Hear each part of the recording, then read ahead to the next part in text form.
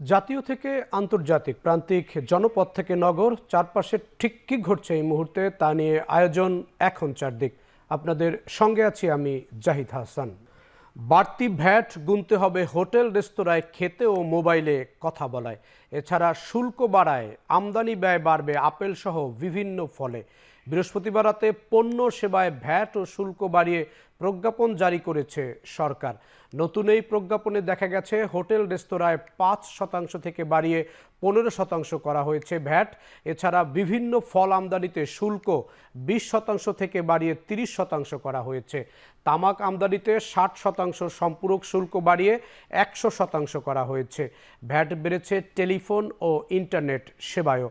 Mobile phone কলের সম্পূরক শুল্ক ২০% থেকে বাড়িয়ে ২৩% করা হয়েছে।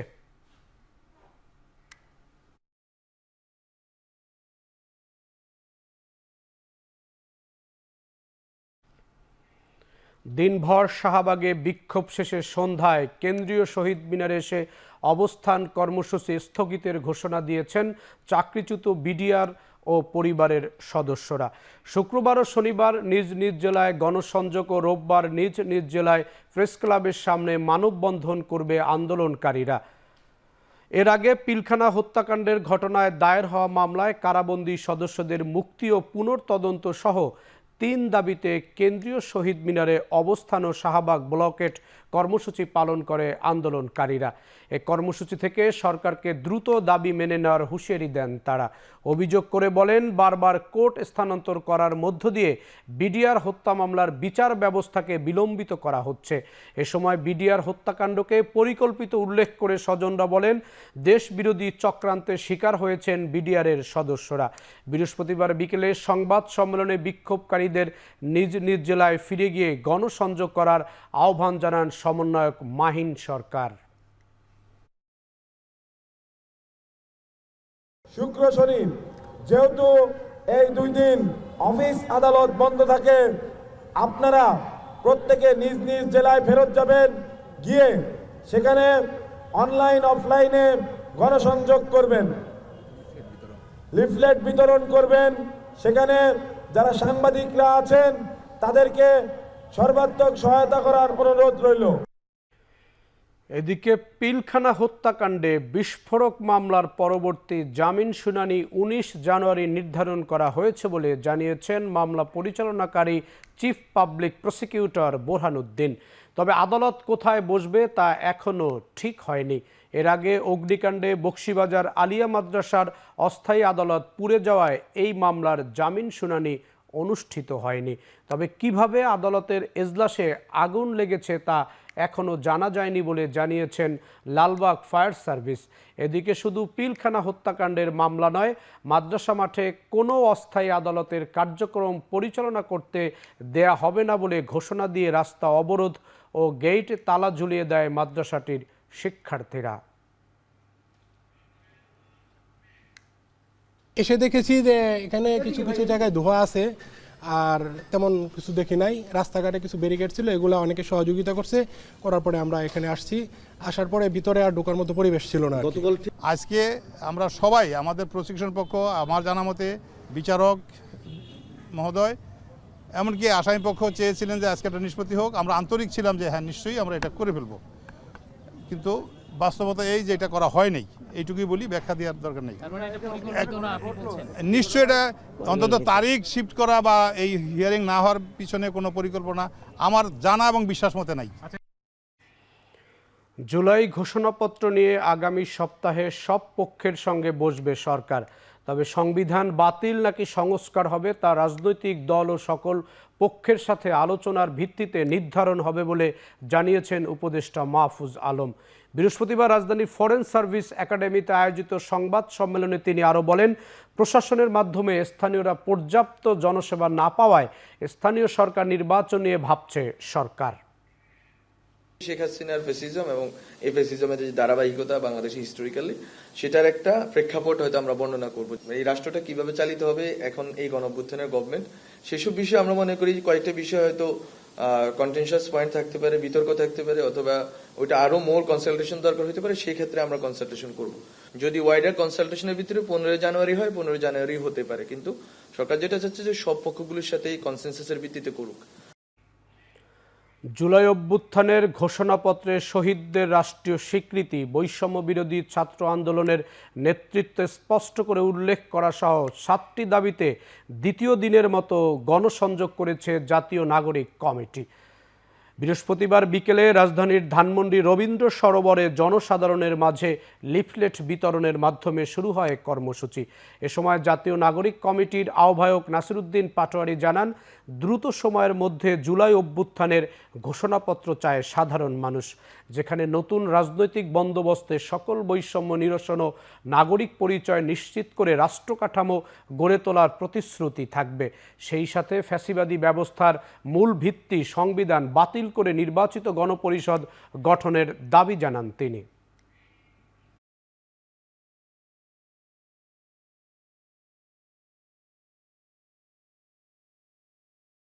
সরকার এই মাসের মধ্যেই, অতি দ্রুত সময়ের মধ্যেই এই প্রোক্লেমেশনের বিষয়ে সরকার এই পর্যন্ত বলেছে যে আমরা অতি দ্রুতই হলো প্রোক্লেমেশন ঘোষণা করব। তো সরকার থেকে আমরা এখনো পর্যন্ত কোনো রেসপন্স পাই নাই। আমরা সরকারকে আহ্বান জানাচ্ছি দ্রুত গতিতে এই বিষয়ে ভিজিবল একটা রূপ জনগণের সামনে আপনারা তুলে নিয়ে আসুন, এবং এর মধ্যে যদি সরকার তুলে আনতে ব্যর্থ হয় তাহলে জনগণই তাদের সেই প্রোক্লেমেশন দিতে তারা বাধ্য হবে। তারেক রহমান অল্প দিনের মধ্যে দেশে ফিরবেন বলে জানিয়েছেন বিএনপির মহাসচিব মির্জা ফখরুল ইসলাম আলমগীর। গুলশানের চেয়ারপারসনের কার্যালয় অনুষ্ঠানে তিনি বলেন, অসুস্থ প্রতিযোগিতা শুরু হয়েছে, এ সময় সবাইকে ঐক্যবদ্ধ থাকতে হবে, বিভেদের রাজনীতি না করার আহ্বান জানান মির্জা ফখরুল। তৈরি করার সংস্কার অবশ্যই লাগবে, কিন্তু সেই সংস্কারটার যে পেছনে যে শক্তিটা লাগবে সেটা হচ্ছে একটা নির্বাচিত পার্লামেন্ট, নির্বাচিত সরকার। আমরা আহ্বান জানাবো দেশের সমস্ত গণতন্ত্র প্রেমী মানুষদেরকে, স্বাধীনতাকামী মানুষদেরকে, যে আপনারা ঐক্যবদ্ধ থাকবেন, বিভাজিত হবেন না। আর আমি জানি না, কিছু মানুষ একেবারে যেন ডেসপারেট হয়ে গেছে যে তার দেশকে ভাগ করবে, আবার জনগণকে বিভক্ত করবে। এখন বিভিন্ন রকম কথা বলছে, বিভিন্ন রকম আপনার উস্কানি দিচ্ছে, উস্কানিমূলক কথা হচ্ছে। আপনারা দয়া করে এগুলোর মধ্যে যাবেন না। নির্বাচন দিতে যত দেরি হবে ততই শেখ হাসিনার ষড়যন্ত্র বৃদ্ধি পাবে বলে মন্তব্য করে বিএনপির স্থায়ী কমিটির সদস্য হাফিজ উদ্দিন আহমেদ বলেছেন, কিংস পার্টির নামে আওয়ামী দুর্বৃত্তদের দলে ফেরানোর চেষ্টা চলছে।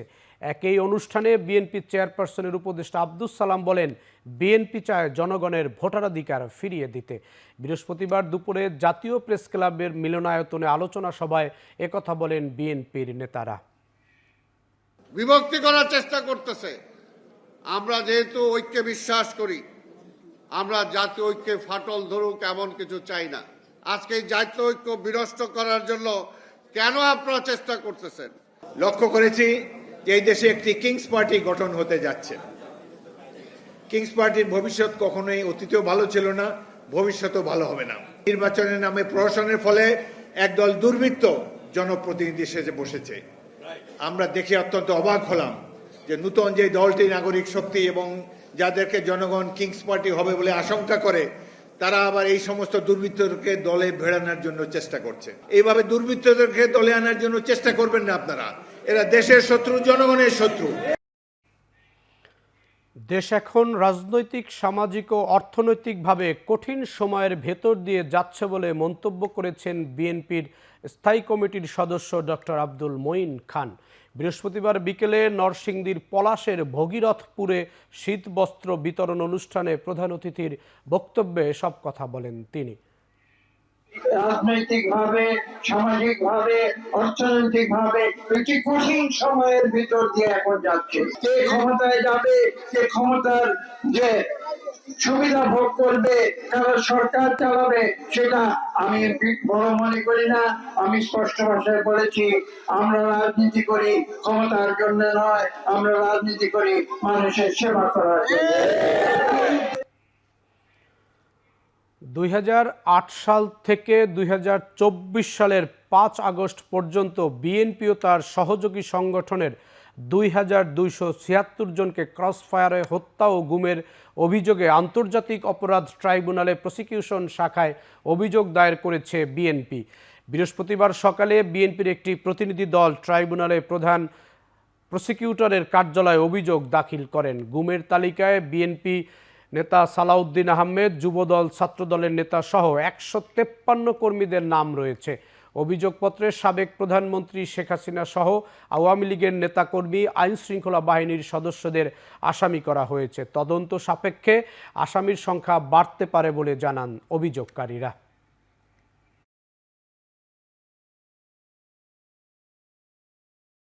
বিএনপিকে নির্মূল নিশ্চিহ্ন করার জন্য, দলের নেতাকর্মীদেরকে নেতাশূন্য করার জন্য, কর্মীদেরকে গুম করে অপহরণ করে এ পর্যন্ত আমাদের প্রাপ্ত তথ্য অনুযায়ী 2276 জনকে আওয়ামী লীগের সন্ত্রাসীরা এবং কিছু আইন শৃঙ্খলা বাহিনীর সদস্যরা ক্রসফায়ারের নামে হত্যা করেছে।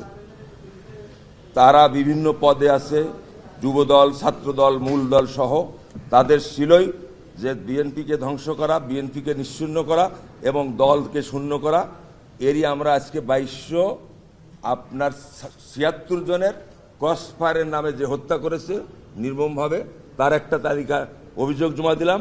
শেখ হাসিনাকে ফেরত চেয়ে ভারতকে চিঠি পাঠানো হয়েছে, আনুষ্ঠানিক কোনো জবাব পাওয়া যায়নি। উত্তরের অপেক্ষায় আছে বাংলাদেশ, একথা জানিয়েছেন পররাষ্ট্র মন্ত্রণালয়ের মুখপাত্র রফিকুল আলম। বৃহস্পতিবার বিকেলে পররাষ্ট্র মন্ত্রণালয়ের এক ব্রিফিংয়ে তিনি একথা বলেন। ভারতের কাছ থেকে কোনো আনুষ্ঠানিক জবাব এখনো আমরা পাইনি। আপনারা জানেন যে প্রত্যর্পণ চুক্তির আওতায় সাবেক প্রধানমন্ত্রী শেখ হাসিনাকে ফেরত চেয়ে দিল্লির বাংলাদেশ হাইকমিশন থেকে ভারতের পররাষ্ট্র মন্ত্রণালয়ে কূটনৈতিক পত্র পাঠানো হয়েছে এবং ভারতের পররাষ্ট্র মন্ত্রণালয়ের মুখপাত্র পত্র প্রাপ্তির বিষয়টি অ্যাকনলেজও করেছেন। বাংলাদেশ এ বিষয়ে ভারত সরকারের উত্তরের অপেক্ষায় থাকবে। শেখ হাসিনার দুর্নীতি অনুসন্ধানে যৌথ টাস্ক ফোর্স গঠন করেছে দুর্নীতি দমন কমিশন। এছাড়া শীর্ষ 10 ব্যবসায়ীর দুর্নীতির খোঁজেও আরেকটি টাস্ক ফোর্স করেছে সংস্থাটি। এদিকে ফরিদপুর 4 আসনের সাবেক সংসদ সদস্য নিক্সন চৌধুরী ও তার স্ত্রীর নামে 3062 কোটি টাকার অর্থ পাচারের মামলা করেছে দুদক। বৃহস্পতিবার রাজধানীর সেগুনবাগিচায় সংবাদ সম্মেলনে এ তথ্য দেন দুর্নীতি দমন কমিশনের মহাপরিচালক আক্তার হোসেন। নিক্সন চৌধুরী সাবেক সংসদ সদস্য, ফরিদপুর 4, 1402 কোটি টাকারও বেশি অস্বাভাবিক লেনদেনের মাধ্যমে তার অপরাধলব্ধ অবৈধ অর্থ হস্তান্তর, স্থানান্তর, রূপান্তরের মাধ্যমে মানি লন্ডারিং সংক্রান্ত অপরাধের দায়ে এবং আনোয়ারুল আশরাফ খান সাবেক সংসদ সদস্য, নরসিংদী 2 সংসদ সদস্য হিসাবে দায়িত্ব পালনকালে বিভিন্ন অনিয়ম এবং দুর্নীতির মাধ্যমে গাতোয়ায়ের উৎস বহির্ভূত 11,82,00,000 টাকারও বেশি সম্পদ অর্জন, দুর্নীতি প্রতিরোধ আইন 1947 এবং মানি লন্ডারিং প্রতিরোধ আইন 2012 এর সংশ্লিষ্ট ধারায় একটি মামলা রুজু করা হয়েছে। ফ্যাসিস্ট আওয়ামী লীগের পতন হলেও ফ্যাসিবাদী সংস্কৃতির এখনও বিলুপ্ত হয়নি বলে মন্তব্য করেছেন দেশের বিভিন্ন ছাত্র সংগঠন। বৃহস্পতিবার ঢাকা কলেজের সাধারণ শিক্ষার্থীদের সংগঠন স্টুডেন্ট সোশ্যাল ওয়েলফেয়ার আয়োজিত পরিবর্তনের ছাত্র রাজনীতি শীর্ষক সংলাপে এমন মন্তব্য করেন ছাত্র সংগঠনের নেতৃবৃন্দ। ছাত্রদল, ছাত্র শিবির, বৈষম্য বিরোধী ছাত্র আন্দোলন, ইসলামী ছাত্র আন্দোলন এবং ছাত্র ফ্রন্টের কেন্দ্রীয় সহ বিভিন্ন পর্যায়ের নেতারা সংলাপে অংশ নেন। বক্তারা বলেন, বিগত সময়ে দলীয় কার্যালয় পরিণত করা হয়েছিল ক্যাম্পাসগুলোকে। সব ধরনের নিপীড়ন ও বৈষম্য দূর করতে ছাত্র সংসদ নির্বাচন জরুরি বলে মনে করেন ছাত্র নেতারা। বলেন, ছাত্রলীগের মতো জোর করে মিছিলে নেয়ার সংস্কৃতি বন্ধ করতে হবে। শুধু নেতা নয়, নীতির পরিবর্তন চাই। আজকে আমরা দেখছি যে যারাই ক্ষমতায় যাচ্ছে, আমাদের বাংলাদেশের সংবিধান এবং সিস্টেমের কারণে এখানে যদি আমি ফেরেশতাকেও এনে বসায় দিই, সেও দিন শেষে চোর হয়ে যাচ্ছে। মাত্র সংবিধানটা পুরোটা গণতান্ত্রিক নয়, এই সংবিধানের মধ্যে অসংখ্য গণতান্ত্রিক জনবিরোধী বিষয়গুলো যুক্ত করা আছে এবং এখন যে সংবিধানটা আমরা দেখি, সেই সংবিধান 72 সংবিধানও নয়। এই সংবিধানটাকে বারবার ক্ষত বিক্ষত করা হয়েছে। বিগত সময় যেটা হয় নাই, আমরা যেন সেই রকম একটা পরিবেশ তৈরি করতে পারি, তার অধিকাংশ দায়িত্ব কিন্তু আমাদের ছাত্র সংগঠনগুলোর।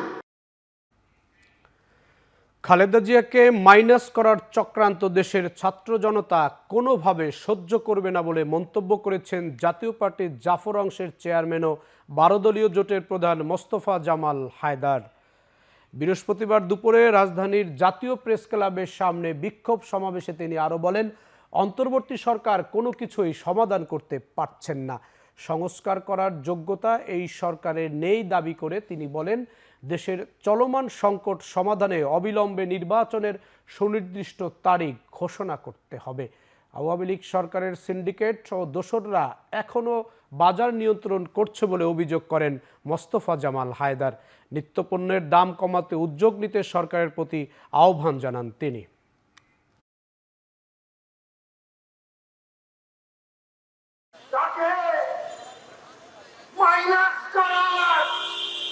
একটা নতুন ষড়যন্ত্রের কথা শোনা যাচ্ছে।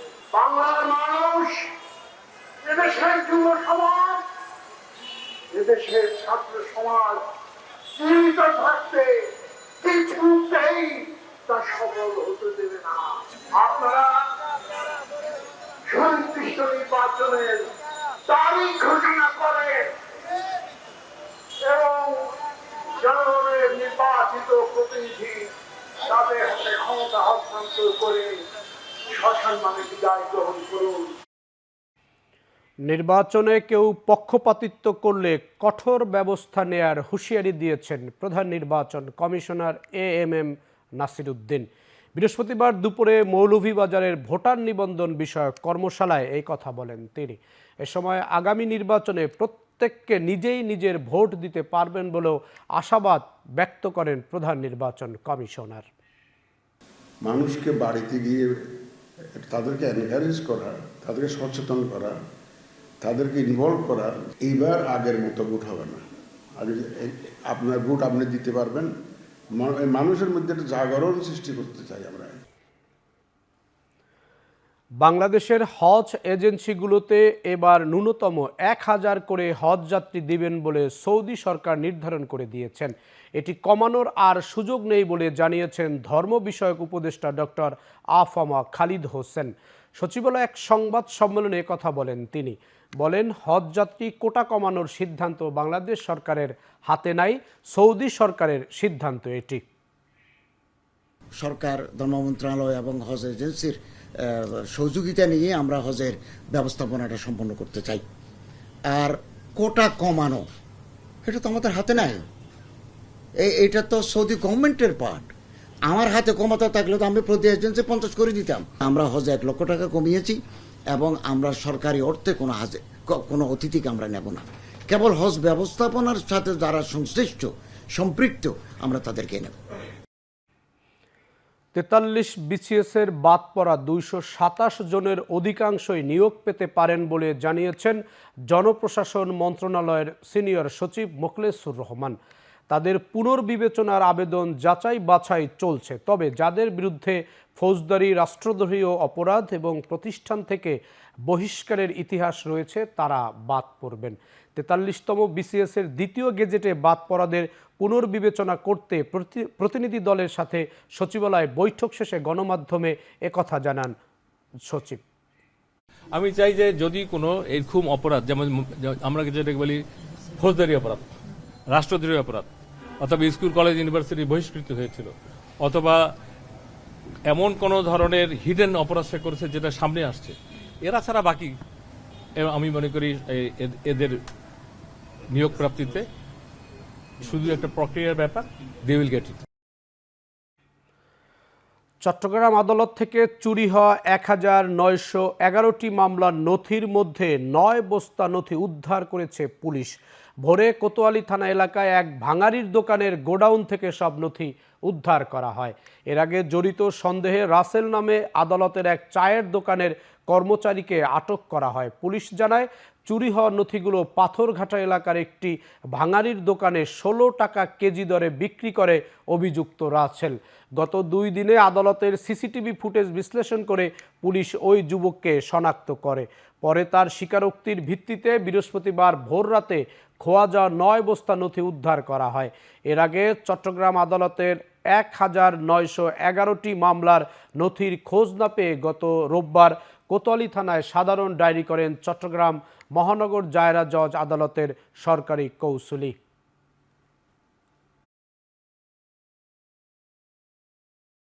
আমরা নির্বিচ্ছিন্ন অভিযান পরিচালনা করিয়া মহানগরী বাকুলিয়া থানাধীন বউবাজার এলাকা হতে রাসেল নামে একজনকে আমরা গ্রেপ্তার করি। সে এই হারানো সিডিগুলি কোর্ট বিলিং হতে কৌশলে নিয়ে একটা ভাঙ্গারির দোকানে বিক্রি করেছে মর্মে আমাদেরকে তথ্য দিলে সেই তথ্যের ভিত্তিতে তাকে নিয়ে আমরা অভিযান পরিচালনা করি এবং কোতোয়ালি থানা এলাকার পাথরঘাটস্থ সতীশবাবু লেন হতে জনক মফিজের ভাঙ্গারি দোকান হইতে আমরা হারিয়ে যাওয়া 9 বস্তা কেজ ডকেট উদ্ধার করতে সক্ষম হই। ঢাকা 10 আসনের সাবেক সংসদ সদস্য ও এফবিসিসিআইয়ের সাবেক সভাপতি শফিউল ইসলাম মহিউদ্দিনের 3 দিনের রিমান্ড মঞ্জুর করেছেন আদালত।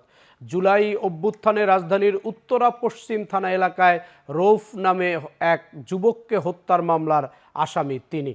বৃহস্পতিবার ঢাকার মেট্রোপলিটন ম্যাজিস্ট্রেট জাকির হোসাইনের আদালতে শফিউল ইসলামের 10 দিনের রিমান্ড চেয়ে আবেদন করেন মামলার তদন্ত কর্মকর্তা। রাষ্ট্রপক্ষে শুনানি করেন ঢাকা মহানগর পাবলিক প্রসিকিউটর ওমর ফারুকি। আসামি পক্ষে ব্যারিস্টার ইমতিয়াজ মইনুল ইসলাম মিলি রিমান্ড বাতিল চেয়ে জামিন আবেদন করেন। পরে শুনানি শেষে 3 দিনের রিমান্ড মঞ্জুর করেন আদালত। অবৈধ সভাপতি এবং বিসিএস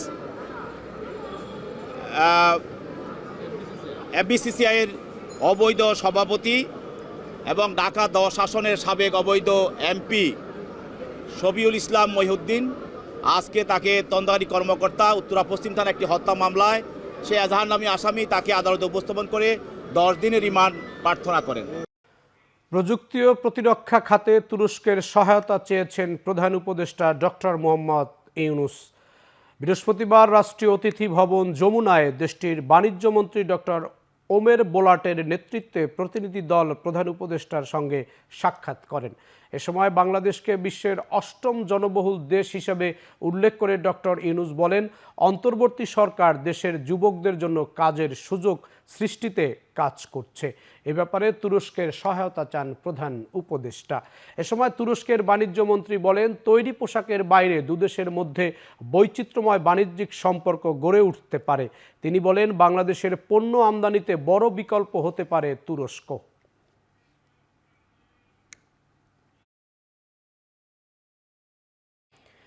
এদিকে রাজধানীর একটি হোটেলে ব্যবসায়ী পর্যায়ে এক গোলটেবিল বৈঠকে তুরস্কের বাণিজ্য মন্ত্রী ডক্টর ওমের বোলাট বলেন, অন্তর্বর্তী সরকারকে বাণিজ্য অর্থনীতি সহ সব খাতেই সহযোগিতা করবে তুরস্ক। তিনি আরও বলেন, টেক্সটাইল দুই দেশের বাণিজ্যের প্রধান কেন্দ্রবিন্দু হলেও ফার্মাসিউটিক্যালস, অবকাঠামো, জ্বালানি, কৃষিসহ বিভিন্ন খাতে বিনিয়োগ করতে চায় তুরস্ক। 2024 সালে দুদেশের মধ্যে 1.3 বিলিয়ন ডলারের দ্বিপাক্ষিক বাণিজ্য হয়েছে জানিয়ে তিনি বলেন, আগামী বছরগুলোতে এর পরিমাণ দ্বিগুণ করতে আগ্রহী তুরস্ক। দুদেশের ঐতিহাসিক স্থাপনায় দর্শনার্থীদের ভ্রমণের সুযোগ থাকবে বলে আশা প্রকাশ করেন তিনি।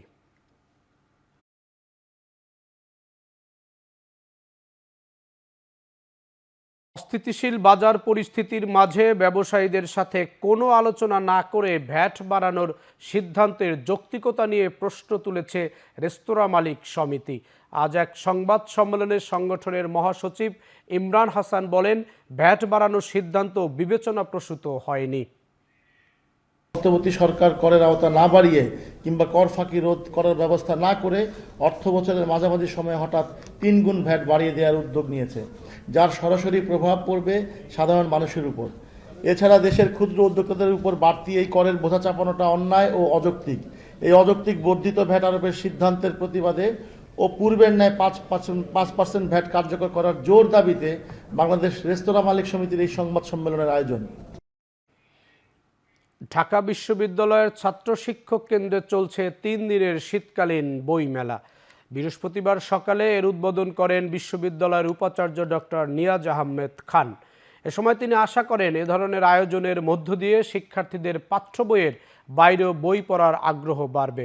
ভবিষ্যতে আরও বড় পরিসরে বইমেলা করার পরিকল্পনার কথাও জানান তিনি। মেলার বিভিন্ন স্টল ঘুরে ঘুরে দেখেন উপাচার্য। 20টি প্রকাশনীর অংশগ্রহণে মেলা চলবে আগামী 11 জানুয়ারি পর্যন্ত। সকাল 10টা থেকে রাত 9টা পর্যন্ত খোলা থাকবে মেলা।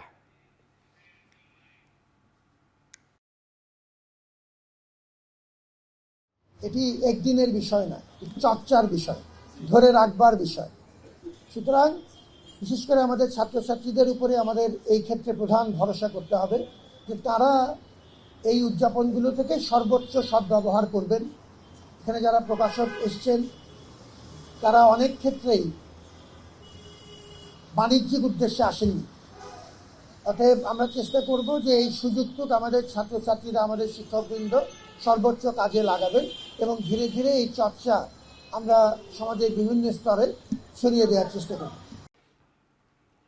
রাজধানীর উত্তরা পূর্ব থানা থেকে পালিয়েছেন গ্রেফতার হওয়া সাবেক ওসি শাহ আলম।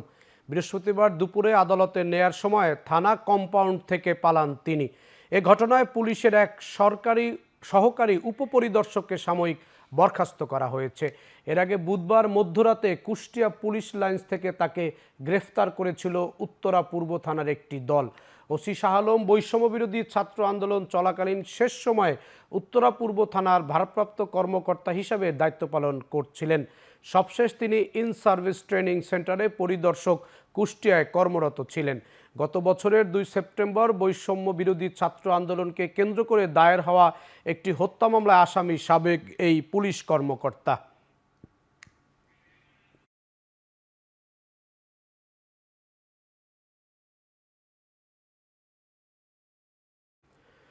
নেত্রকোনার দুর্গাপুরে শফিকুল ইসলাম নামে এক পুলিশ সদস্যকে কুপিয়ে হত্যা করেছে দুর্বৃত্তরা।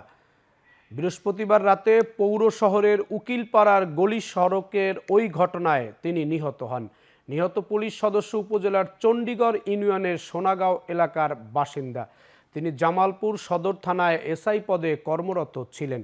স্থানীয় একটি সিসিটিভি ক্যামেরার ফুটেজে দেখা যায় বৃহস্পতিবার সন্ধ্যার পর উকিলপাড়া গলি সড়ক ধরে হাঁটার সময় 3 দুর্বৃত্ত শফিকুল ইসলামের ওপর অতর্কিত হামলা চালায়।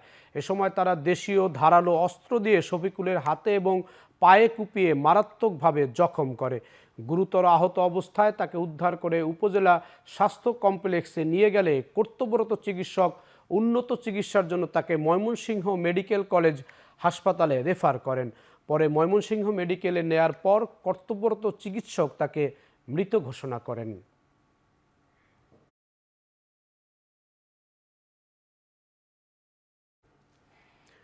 কক্সবাজার সমুদ্র সৈকতের কাছে দুর্বৃত্তদের গুলিতে নিহত হয়েছেন খুলনা সিটি কর্পোরেশনের সাবেক এক কাউন্সিলর।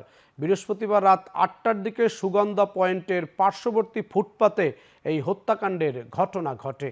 কক্সবাজারের অতিরিক্ত পুলিশ সুপার মোহাম্মদ জসিমউদ্দিন চৌধুরী ঘটনার সত্যতা নিশ্চিত করে জানান, দুর্বৃত্তরা মোটরসাইকেলে এসে তাকে লক্ষ্য করে গুলি চালায়। এতে গুলিতে মাথার খুলি ভেদ করে বেরিয়ে যায়। পরে তাকে হাসপাতালে নেওয়া হলে চিকিৎসক মৃত ঘোষণা করে। নিহতের পকেটে থাকা জাতীয় পরিচয়পত্র দেখে তাকে শনাক্ত করেছে পুলিশ।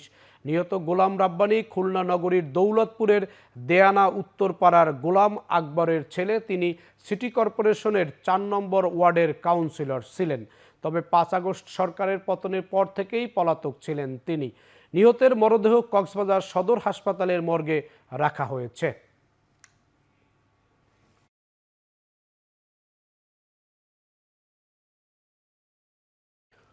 শরীয়তপুরের জাজিরা থানায় জানালার সাথে গামছা পেঁচানো অবস্থায় ঝুলন্ত মরদেহ উদ্ধার করা হয়েছে ওই থানারই ওসি আলামিনের।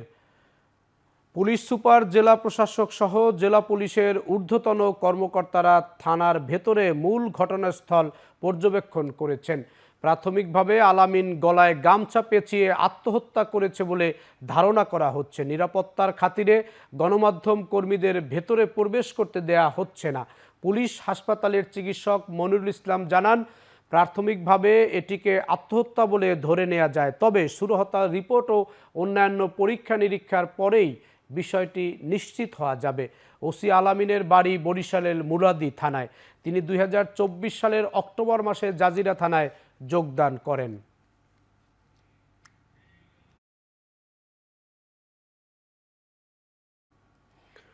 ভোলায় আগ্নেয়াস্ত্র ও গুলিবোমা সহ এক সন্ত্রাসীকে আটক করেছে কোস্ট গার্ড। বৃহস্পতিবার দুপুরে এক সংবাদ সম্মেলনে এই তথ্য জানান কোস্ট গার্ড দক্ষিণ জোন বিসিসি বেস ভোলার staff officer lieutenant commander Minhajur Rahman. বুধবার মধ্যরাতে বাংলাদেশ কোস্ট গার্ড দক্ষিণ জোন অধীনস্থ বিজিসির বেস ভোলা কর্তৃক মাস্টার কলোনি এলাকায় যৌথ অভিযান পরিচালনা করা হয়। এই সময় সন্ত্রাসীদের কাছ থেকে দেশীয় আগ্নেয়াস্ত্র, গুলি ও হাতবোমা আটক করা হয়। লেফটেন্যান্ট কমান্ডার জানান, আটককৃত সন্ত্রাসী জেলা সদরের শান্তিরহাট ইসলামিয়া মাধ্যমিক বিদ্যালয়ের প্রধান শিক্ষক। তার নেতৃত্বে এলাকায় জমি দখল ও চাঁদাবাজি সহ অপরাধমূলক কর্মকাণ্ডের জেরে এই অভিযান পরিচালনা করা হয়। এদিকে প্রধান শিক্ষককে হয়রানিমূলক মামলায় গ্রেফতারের প্রতিবাদে মানববন্ধন, বিক্ষোভ মিছিল করেছে শিক্ষার্থী ও শিক্ষকবৃন্দ।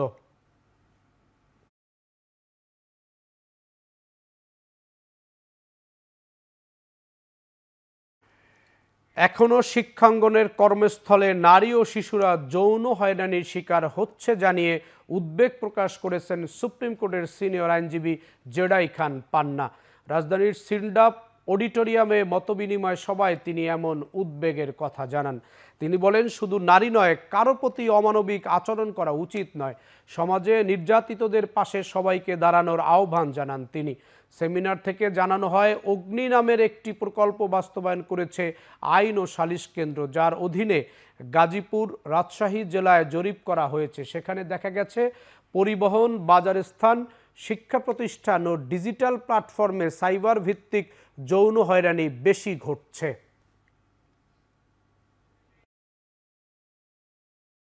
মার খাওয়ার জন্য কোনো নারী জন্মগ্রহণ করে না, কেবলমাত্র সন্তান উৎপাদনের জন্যও কোনো নারী জন্মগ্রহণ করে না। দুজনেরই এখানে প্রয়োজন। সেটা যদি একতরফা হয় সেটা টর্চার। তো অতএব সেটার বিরুদ্ধে আমাদের একটা মন মানসিকতা থাকা দরকার। এই সংখ্যা দিয়ে করবেনটা কি আপনারা? বাড়লো না কমলো? একজনও যদি নির্যাতিত হয়, ধরে নিলাম 48 জন্য একজন, সেই নির্যাতিতের জন্য আমরা দাঁড়াবো না? অবশ্যই দাঁড়াবো। এবার আন্তর্জাতিক প্রসঙ্গ। গ্রিনল্যান্ড ও পানামা খাল দখলে নেয়ার বিষয়ে নিজের অবস্থান পুনর্ব্যক্ত করেছেন ডোনাল্ড ট্রাম্প। ক্যাপিটল হিলে দাঙ্গার 4 বছর পর স্থানীয় সময়ে বুধবার প্রথমবারের মতো পার্লামেন্ট ভবনে গিয়ে তিনি আবার এসব মন্তব্য করেন। এ সময় পানামা খালকে যুক্তরাষ্ট্রের নিয়ন্ত্রণে নেয়ার বিষয়ে যুক্তি দিয়ে ট্রাম্প বলেন, পানামা খাল চীনের নিয়ন্ত্রণে থাকবে তা মেনে নেবে না ওয়াশিংটন। এছাড়া গ্রিনল্যান্ড দখল পরিকল্পনাটি ট্রাম্পের বাড়াবাড়ি হিসাবে দেখা হচ্ছে। গ্রিনল্যান্ড বিক্রির জন্য নয় বলে জানিয়েছেন স্বায়ত্তশাসিত অঞ্চলটির অর্থমন্ত্রী। গ্রিনল্যান্ডের সার্বভৌমত্বের ওপর আঘাতে ক্ষুব্ধ প্রতিক্রিয়া জানিয়েছে ইউরোপীয় ইউনিয়নও। যুক্তরাষ্ট্র সামরিক আগ্রাসন চালালে গ্রিনল্যান্ডের জন্য আর্টিকেল 42.7 প্রযোজ্য হবে বলে সতর্ক করেছে ইইউ কমিশন মুখপাত্র।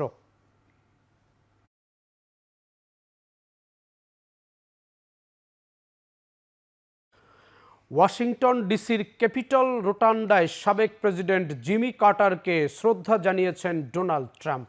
এ সময় সঙ্গে ছিলেন তার স্ত্রী মেলানিয়া ট্রাম্প। জাতীয় পতাকায় মোড়ানো কার্টারের কফিনের সামনে কিছুক্ষণ নিস্তব্ধে দাঁড়িয়ে থাকেন তারা। এরপর সর্বসাধারণের শ্রদ্ধার জন্য উন্মুক্ত করা হয় ক্যাপিটল হিল।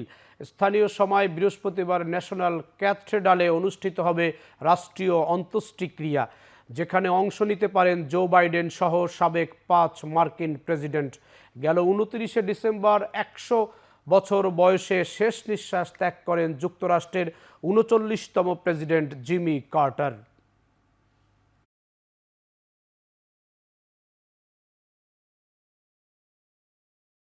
শেষ করছি এখন চারদিক। এতক্ষণ সঙ্গে থাকার জন্য ধন্যবাদ।